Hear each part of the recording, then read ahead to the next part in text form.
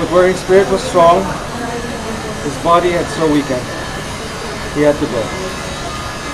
On behalf of my brothers and sisters, on behalf of everyone who loved him, on behalf of Shasha, my brother Ronnie, my sister Donna, my sister Kit,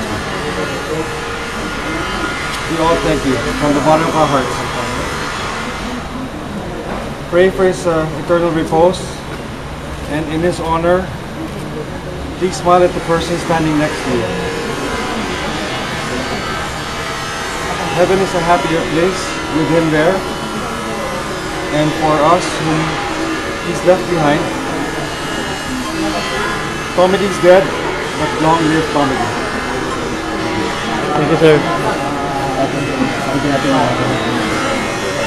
Ninenervous ako kasi nga, syempre yun ang tatay ko sa showbiz, yun, nalulungkot talaga ako. Grabe, sabi ko kay Carmi, halika, kaya tumakbo na ako dito para makita ko man lang.